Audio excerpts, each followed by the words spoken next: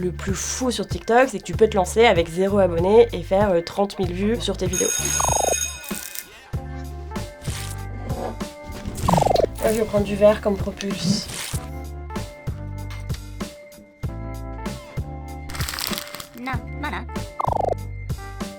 2, 3, 4.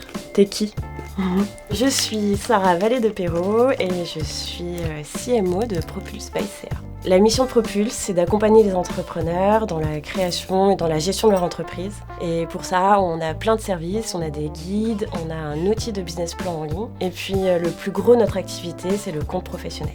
Notre truc en plus chez Propulse, c'est qu'on a une vraie ADN d'entrepreneur.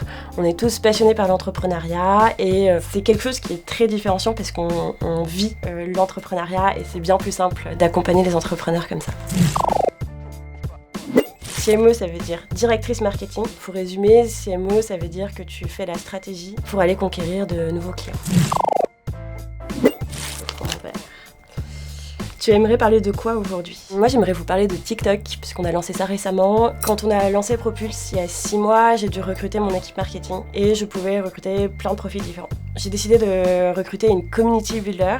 Créer une communauté, c'est se différencier de ses concurrents. C'est aussi créer une affinité avec une marque. Et c'est comme ça que j'ai recruté Siam. Et Siam, elle est experte TikTok.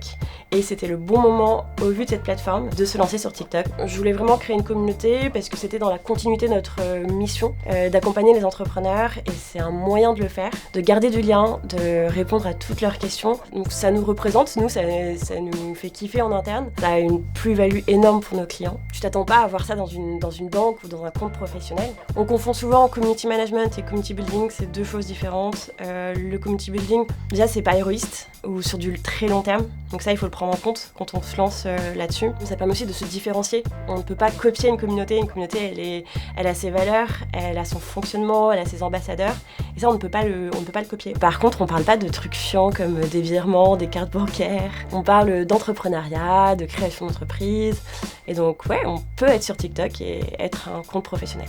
Donc la première chose, c'est de recruter quelqu'un, donc Siam, qui est venu dans mon équipe, qui est community builder du coup, et qui a tout mis en place sur TikTok. Et surtout, c'est elle qui se filme tous les jours, elle poste une vidéo par jour. On a mis en place des lives. Le plus fou sur TikTok, c'est que tu peux te lancer avec 0 abonné et faire 30 000 vues sur tes vidéos. Siam fait des lives, mais l'idée c'est aussi de faire intervenir d'autres personnes à terme. On fait des lives tous les vendredis à 10h30. Ça permet en fait de garder un lien avec une récurrence, un point de rendez-vous avec notre audience, de répondre à toutes leurs questions. Et donc c'est un peu un objectif de nurturing de notre audience. 3 conseils pour se lancer à TikTok. Il y a plusieurs stratégies à mettre en place. L'une des stratégies que nous, on a voulu mettre en place, c'est d'avoir de focus thématique. Donc on a fait un focus sur l'entrepreneuriat. Potentiellement ne pas forcément vendre, mais apporter de la valeur, apprendre des choses aux personnes. 3e chose, je pense que personnifier sa marque avec quelqu'un qui va venir représenter la marque, c'est important. Je vois beaucoup de marques qui font appel à plein de créateurs de contenu. Et ces créateurs de contenu, je les vois sur plusieurs marques à chaque fois et je me dis, oui, mais pour moi c'est du fake, c'est comme de la publicité à la fin. Donc j'accroche moins. Là aujourd'hui, nous on a quelqu'un qui vraiment représente la marque et donc on crée un lien. TikTok aime bien les commentaires, aime bien l'engagement. Donc je pense qu'il faut être focus sur l'une des plateformes, si on a une petite équipe au début en tout cas. Par exemple sur TikTok, le watch time est hyper important. Donc on va faire aussi des vidéos un peu plus longues. On va avoir aussi par exemple le SEO, l'algorithme TikTok écoute ce que l'on dit, lit les mots que l'on peut mettre sur la vidéo, lit aussi la description. Donc aussi il y a une stratégie SEO qu'on va mettre en place sur TikTok. Nous, notre audience, on a seulement 15% de 18-25 ans sur nos abonnés TikTok. Donc tout le reste, c'est plus de 25 ans. Donc on n'est pas sur la Gen Z. Donc non, il y a de tous les âges sur TikTok. TikTok va aussi prendre en compte le nombre de vidéos que la personne a regardé sur ton compte. Si elle tombe sur une de tes vidéos, est-ce qu'elle va continuer à aller voir ton profil, à regarder d'autres vidéos? Donc c'est important d'avoir des formats variés. Et je pense que TikTok, c'est un super moyen de se lancer quand on est entrepreneur. Il y a un format que j'aime beaucoup.